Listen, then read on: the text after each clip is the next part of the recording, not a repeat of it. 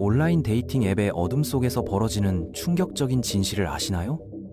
매년 수백만 명이 사랑을 찾기 위해 접속하는 그 공간에서 때로는 가장 위험한 존재들이 누군가를 노리고 있습니다. 23세 대학생 맥켄지 럭의 이야기는 단순한 만남이 어떻게 끔찍한 범행으로 변할 수 있는지를 보여주는 충격적인 사례입니다.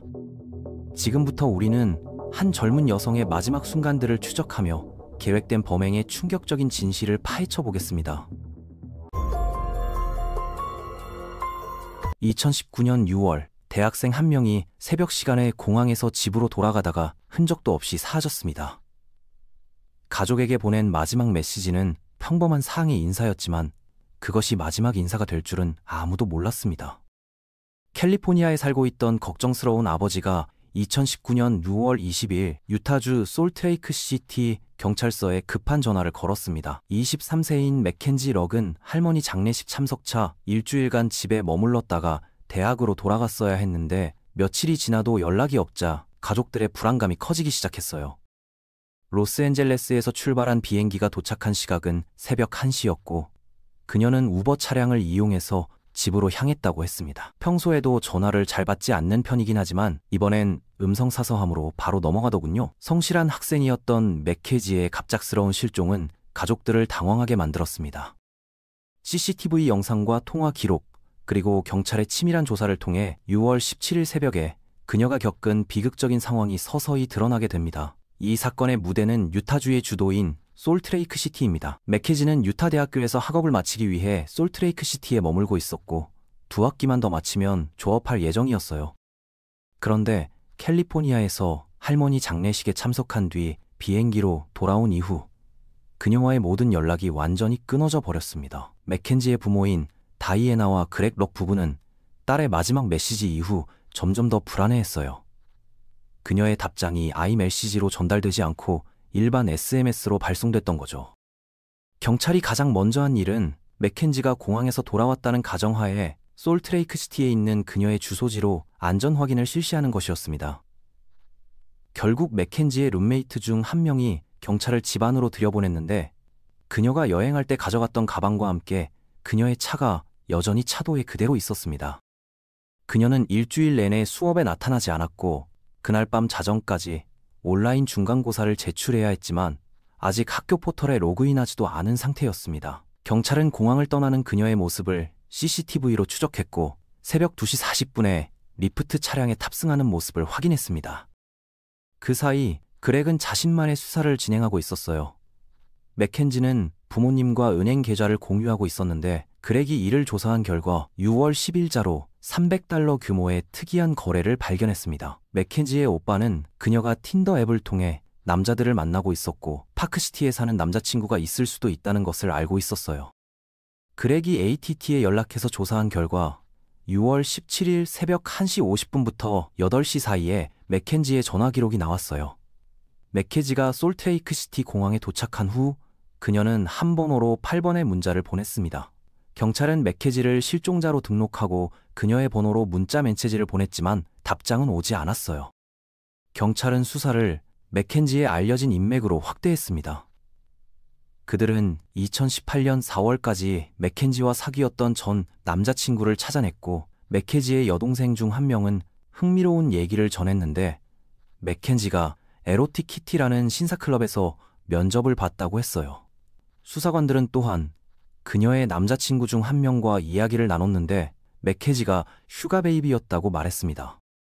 즉, 그녀는 선물이나 금전적 지원을 제공하는 남성들과 만남을 이어가고 있었던 것이죠. 이것이 그녀의 알려지지 않는 수입원일 가능성이 있었어요. 그녀는 이런 목적으로 데이팅 앱 틴더와 시킹 어레인지먼트 사이트를 이용했고 실종되기 몇 시간 전인 6월 16일에 마지막으로 이 해당 웹사이트에 로그인한 기록이 남아 있었습니다. 맥켄지의 삶에서 그녀의 부모가 전혀 몰랐던 복잡한 면모가 드러났습니다. 1996년 3월 8일 엘세군도 비치사이드에서 태어난 그녀는 부모님의 4자녀 중 둘째였고 고등학교에서는 수영과 수구팀에서 활동했으며 유방암 인식클럽을 시작하는 데도 참여했어요. 그녀는 힘든 한 해를 보냈는데 한 친구의 말에 따르면 2018년에 성적인 피해를 입었고 그 일을 극복하는 데 어려움을 겪고 있었다고 합니다. 그녀는 최근에 가족에게 양성애자라고 밝혔지만 주변 친구와 가족은 그녀가 만나는 여성들에 대해 잘 알지 못했습니다. 운동학을 전공하던 그녀는 2020년 5월 졸업 후 간호학이나 의대에 진학하기를 희망했지만 최근 상황으로 인해 그 꿈은 멈춰버렸습니다. 결국 경찰은 맥켄지가 공항에서 탄 리프트 차량에 대한 세부 정보를 추적했어요.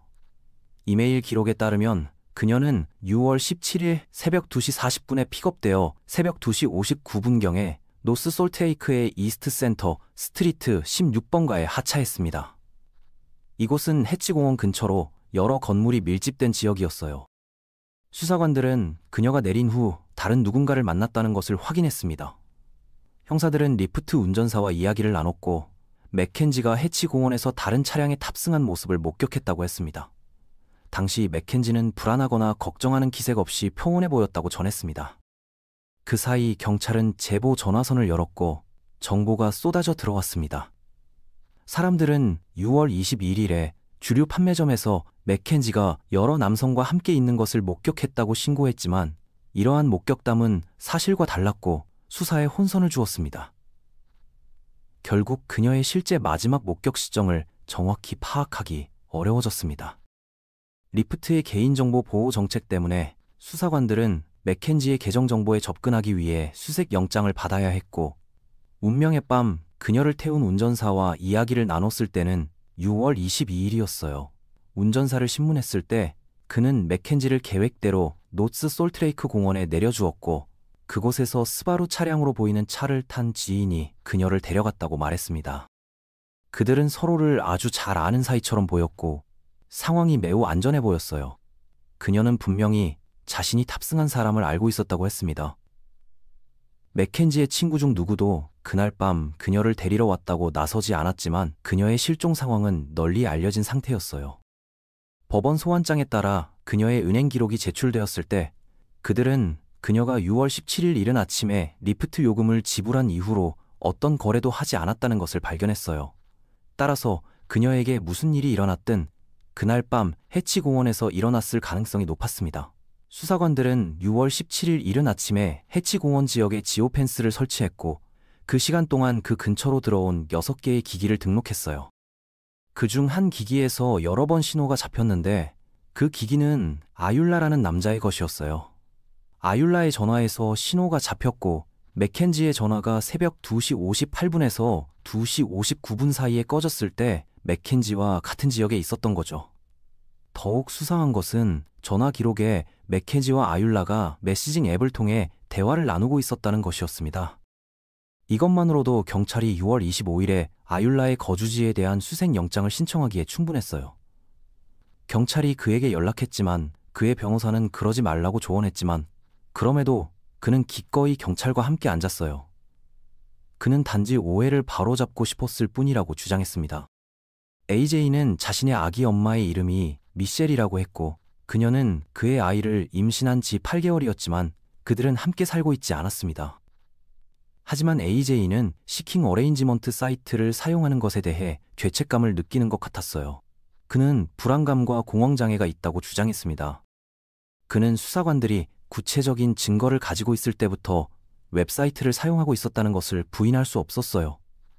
하지만 사이트를 통해 맥켄지를 만났다는 것은 부인했습니다.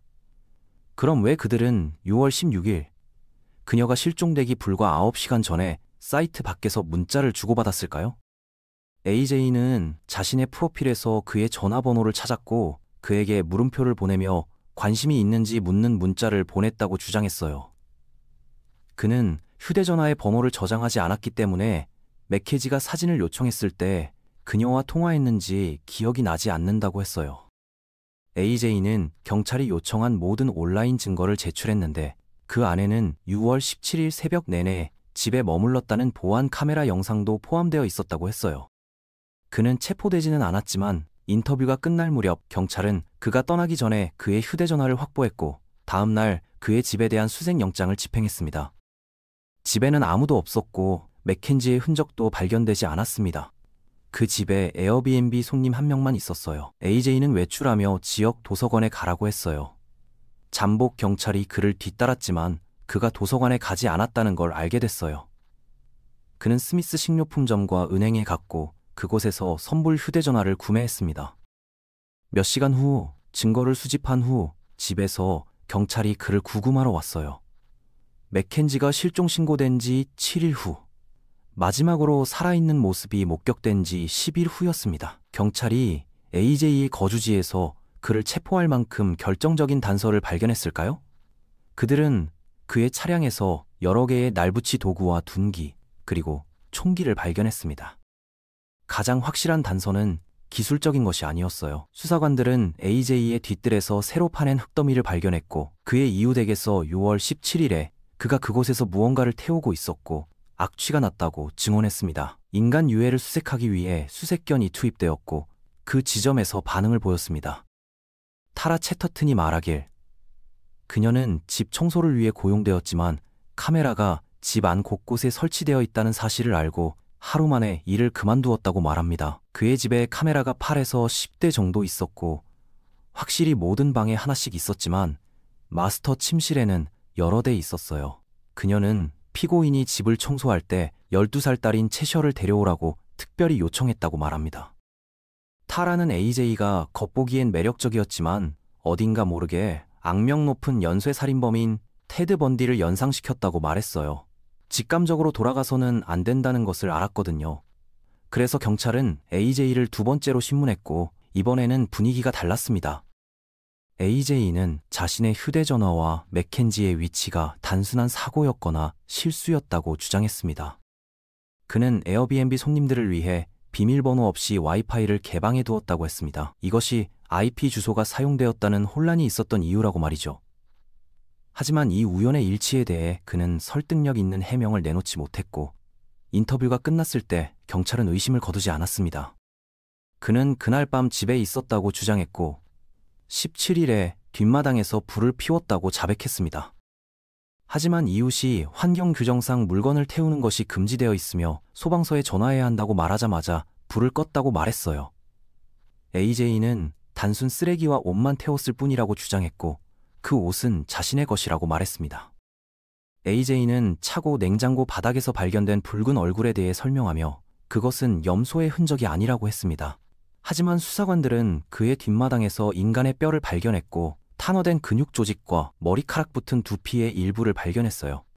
또한 휴대전화도 있었습니다. AJ가 피운 불은 단순한 쓰레기 소각이 아니라 증거를 없애기 위한 행위였습니다.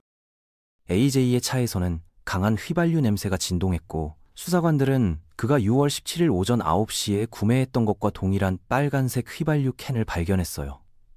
맥케지가 실종된 바로 다음 날 아침이었죠. 더욱 결정적인 것은 CCTV였습니다. AJ의 차량이 실종 당일 새벽 2시 48분에 해치 공원으로 향하는 모습이 포착된 겁니다. 그에게 불리한 물리적 증거가 쌓이고 있었고 6월 28일 초 그의 뒷마당에서 채취한 샘플이 맥켄지 럭의 DNA와 일치하는 것으로 확인되었어요. 경찰은 살인 혐의로 아율라 아야를 구금할 준비가 되었습니다. SWAT 팀이 AJ가 머물고 있는 친구의 아파트에 파견되었고 그 사이에 경찰 중 한 명이 그에게 전화를 걸어 항복을 권유했어요. 경찰관이 AJ의 허세를 꿰뚫었고 AJ는 아래층으로 내려왔고 SWAT 팀이 사고 없이 그를 체포했습니다. 우리는 맥켄지 럭의 살인 사건에서 중대한 살인, 중대한 납치 및 시신 훼손 혐의로 기소되었어요. 그렇다면 아율라 아야는 누구였고 그는 맥켄지 럭과 어떤 관련이 있었던 걸까요? 1988년에 태어난 AJ는 나이지리아에서 자랐고 2009년 유타 주립대학교에서 학생 비자로 입학한 이후 유타에 살았어요. 그는 3차례 대학에 복학했지만 학위를 취득하지 못했고 2014년부터 2015년까지 유타 주방위군에 복무한 뒤 기초 수준 전역으로 제대했어요. 그는 모델 경력을 시작하려고 시도했으며 자신의 모델 관리 페이지에 키가 크고 근육질이며 유쾌하다고 소개했습니다.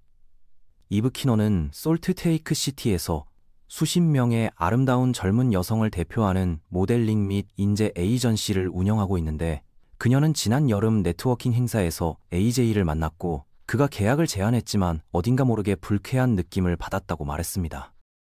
그녀는 용의자가 그녀에게 접근하여 그녀의 모델링 에이전시와 계약을 맺자고 했지만 그녀는 그에 대해 표면적으로 그녀를 소름 끼치게 하는 무언가가 있었다고 말해요. AJ는 2018년에 아마존에서 가짜 정체성 만들기라는 책을 자가 출판했어요. 그것은 폭력적인 상황 속에서 친구가 희생되는 장면을 목격한 소년에 대한 허구의 이야기였습니다. 그는 또한 텍사스 댈러스에 사는 타니샤 아야라는 여성과 결혼했어요. 타니샤에 따르면 그가 하는 일은 내 인생을 바꾸고 있었대요. AJ는 그녀가 유타로 와서 그와 함께 살기를 거부했을 때 분노했고 그녀가 그렇지 않으면 그녀에게 위협적인 말을 했다고 주장했습니다. 타니샤는 그가 전화선으로 자신을 묶으려 했고 창문을 통해 탈출해야 했다고 말했습니다. AJ는 이혼 서류에 서명하지 않았고 결과적으로 법적으로는 여전히 그들은 결혼 상태였습니다. 이것이 AJ의 과거의 유일한 폭력적인 일은 아니었지만 그의 기록에는 유죄 판결이 없었어요. 그는 2014년과 2018년에 성 관련 사건으로 조사를 받은 적이 있었어요. 맥켄지 사건을 조사한 브라이언 울프는 경찰이 수색 종료를 발표하는 장면을 지켜볼 수밖에 없었다고 말합니다. 그는 살인 용의자 아율라 아야라고 말해요. AJ가 그에게 지하실에 비밀 방음실을 짓고 지문 잠금 장치와 벽 고리를 설치하려 했다는 사실을 알고 있었고 그의 이름을 기록해 두었다고 했어요. 그는 AJ가 그 방을 실제로 무슨 용도로 쓰고 싶어 하는지 아직도 확신하지 못한다고 합니다. 그는 완전히 할 수 있었지만 절대 하지 않았을 거예요. 그가 짓고 싶어 했던 방은 어떤 용도로도 적합하지 않다는 직감이 있었거든요. AJ의 과거는 의심을 더욱 증폭시켰고 그의 재산에 대한 추가 수색을 통해 결정적인 증거가 발견되었어요. 경찰은 표백제와 혈흔이 묻은 옷과 피 묻은 샤워 커튼을 발견했습니다. AJ는 이미 살인 혐의로 체포되었지만 여전히 그녀의 시체를 찾아야 했고 다시 한번 AJ의 전화 기록이 6월 25일 로건 캐년에 그를 위치시키는 열쇠가 되었어요. 하이커, 등반가, 스키어들에게 인기 있는 경치 좋은 장소입니다. 수사관들은 이 지역에 대한 수색을 시작했습니다. 7월 3일 정오 직후에 그들은 돌파구를 마련했어요. 인간 유해의 끔찍한 발견은 그들이 두려워했던 대로 맥켄지의 시체였습니다. 그녀는 덤불로 덮인 얕은 무덤에 묻혀 있었어요. 그녀의 손은 등 뒤로 케이블 타이로 묶여 있었고 그녀의 몸은 부분적으로 타 있었습니다. 마침내 7월 10일에 아율라는 중대한 살인, 중대한 납치, 사법 방해 및 인체 모독 혐의로 공식적으로 기소되었습니다. 그가 맥켄지 럭에게 한 일은 끔찍하고도 끔찍하게 단순했어요. 그는 2018년에 시킹 어레인지먼트 사이트에서 연락한 후 그녀와 만나기로 했습니다. 그들은 맥켄지가 캘리포니아에서 돌아온 후 만나기로 했고 그녀는 리프트 운전사에게 해치 공원에 내려달라고 했어요. 그들이 그의 집에 도착했을 때 그는 그녀의 손을 케이블 타이로 등 뒤로 묶고 손으로 목을 조르기 시작했어요. 이것이 그녀를 죽이기에 충분하지 않자 그는 벨트를 사용하여 그녀의 머브 옆을 때렸습니다. 부검에 따르면 이것이 결국 그녀를 6월 17일에 죽였어요. 그는 뒷마당에서 그녀의 몸을 태우려고 했지만 냄새에 의문을 제기한 이웃에 의해 막혔습니다. 경찰이 6월 24일에 처음으로 그를 방문했습니다. 다음 날인 6월 25일에 그는 그녀의 시신을 파네어 로건 캐년으로 옮겼어요. 그곳에서 발견되지 않기를 바랐지만 이 IT 직원조차도 그가 남길 디지털 흔적을 과소평가했고 그는 처음부터 자신의 흔적을 덮으려고 노력했습니다. AJ의 집에는 보안 카메라가 가득했지만 그는 맥켄지를 만나러 떠나기 전에 카메라를 껐어요. 그는 자신의 성적 만남을 녹화하는 것을 부끄러워하지 않았습니다. 그는 훨씬 더 어두운 목적을 염두에 두고 카메라를 껐어요. 그의 디지털 발자국이 그를 붙잡았고 그는 전자기기를 수색하는 동안 결과에 직면해야 했어요. AJ는 1급 중살인과 3급 인체 모독 혐의에 대해 유죄를 인정했습니다. 검찰은 사형을 포기했어요. 대신 그는 가석방 가능성 없이 종신형을 선고받았습니다. 그는 또한 2018년 20세에 틴더에서 만난 여성을 납치하고 폭행한 혐의로 기소되었어요. 이 여성은 그의 이름이 뉴스에 보도되자 맥켄지의 죽음과 관련하여 나섰습니다. 작년에 유타 대학교 학생 맥켄지 럭을 살해한 혐의를 받은 남자는 현재 집을 팔고 있습니다. 이 집은 매물로 나왔고 지난 여름에 일어난 일 이후로 그들은 항상 이 집을 다르게 볼 거예요. 이웃은 이 집이 살인사건의 범죄 현장이 된 지 8개월 동안 조용해졌지만 이웃들은 이 집이 항상 다를 거라고 해요. 온라인 매물에는 AI가 원하는 것이 표시되어 3밭 49,000달러, 1,800평방피트 주택 투자 기회. 설명에 따르면 이 블록에서 가장 귀여운 집이라고 합니다. 매물 부동산 중개인은 이웃들에게 이 집은 항상 다를 거지만 새로운 삶, 긍정적인 에너지, 그리고 그곳에서 일어나는 긍정적인 활동이 변화를 알게 해줄 거라고 말했습니다. 맥켄지의 아버지 그렉은 말했어요. 내 딸 맥켄지는 앞으로 세상을 바라볼 수 있는 사랑스럽고 놀라운 젊은 여성이었어요. 그녀는 다른 사람들을 배려하는 친절한 사람이었지만 이제 나는 그녀가 인생에서 꽃피는 것을 볼 기회가 없을 거예요. 검사는 이것은 살인을 위한 살인이라고 말했어요. 내 인생은 2019년 6월 17일에 내린 이기적이고 계획적인 결정으로 인해 바뀌었어요. 내 딸의 졸업식을 계획하는 대신 추모식을 계획했는데 그녀가 그렇게 무서운 곳에서 혼자 죽었다는 것을 알게 되어 마음이 아파요. 그는 여전히 감옥에 있고 럭 가족은 결코 그들이 잃은 밝은 딸을 잊지 않을 거예요.